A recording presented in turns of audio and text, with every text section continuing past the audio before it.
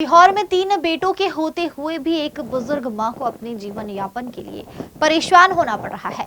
जब बच्चों को मां का सहारा बनना चाहिए था, वे आपस में लड़ रहे थे और वृद्धा अपनी ही संतान से तंग आकर दर दर की ठोकरें खाने को मजबूर थी, जिससे परेशान होकर वृद्धा ने एसडीएम कार्यालय में शिकायत की।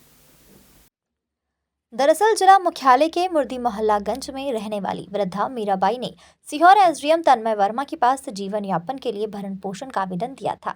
मीराबाई ने बताया कि उनके 3 बेटे हैं, लेकिन कोई भी उन्हें अपने पास रखने के लिए तैयार नहीं है। वह अकेले जीवन यापन करने को मजबूर है। एसडीएम तन्मय वर्मा ने मामले की सुनवाई करते हुए बेटों को आदेश दिया कि वे मां को हर महीने 2000 रुपए भरण पोषण के रूप में देंगे, लेकिन 2 बेटे न्यायालय के आदेश का उल्लंघन करते हुए मां को कोई राशि नहीं दे रहे थे। इस पर वृद्धा ने एसडीएम से शिकायत की और फिर एसडीएम ने भरण पोषण अधिनियम के तहत गिरफ्तारी वारंट जारी किया।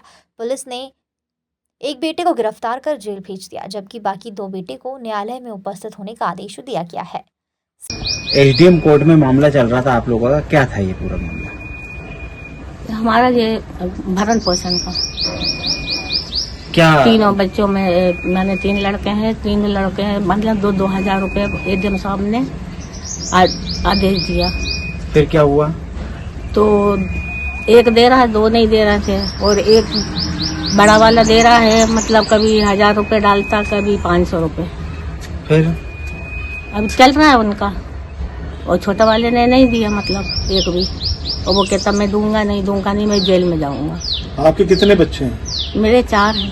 तो आपको ये जब से आप मतलब आपके हस्बैंड वो तो 30-35 साल हो गए। अच्छा, बच्चों को आप नहीं पाला था? हाँ। तो पालने के बाद इन लोगों ने आपको घर से मतलब आपने इनके नाम से कुछ संपत्ति खरीदी है? नहीं, ये जो है सब ये इतने ही है बस, और कुछ अच्छा। नहीं है संपत्ति। और अपनी वो मीट दुकान थी अच्छा, बस।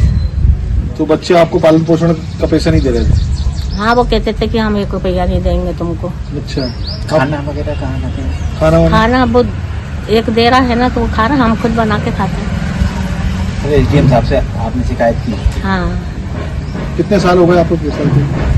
साल भर हो काय का ये केस लड़ रही थी आप कितने साल पहले से? ये फरवरी के महीने से। अच्छा, अभी आप किसके पास हैं?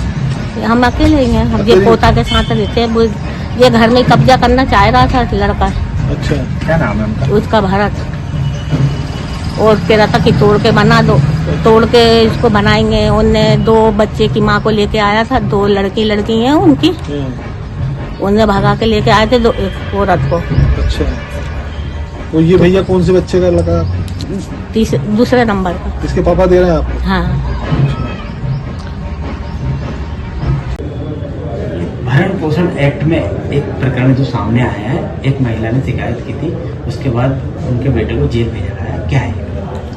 देखिए, भरण पोषण अधिनियम के अंतर्गत एक माताजी आई थी, उन्होंने शिकायत करी थी कि उनके जो बेटे हैं वो उनकी देख रेख नहीं कर रहे हैं, घर पे भी नहीं रखते हैं, और उनसे कुछ पैसे भी लेके रखे हैं वो भी नहीं लौटा रहे हैं। इसके साथ साथ उनका कुछ भी पालन पोषण भी नहीं करते हैं। तो उसके अंतर्गत केस दर्ज करके यहाँ पे केस चला न्यायालय में उसका आदेश हुआ।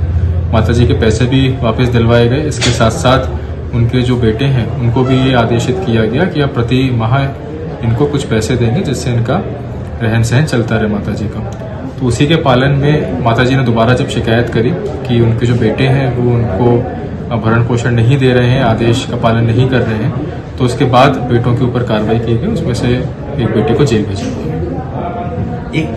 एक बेटे को और शायद कुछ अभी नोटिस जारी किया गया है। एक और बेटा है जिसको भी अभी वारंट जारी किया गया है, वो जैसे ही न्यायालय में उपस्थित होगा उसके बाद आगे कार्रवाई की जाएगी। सीहोर से धर्मेंद्र यादव की रिपोर्ट।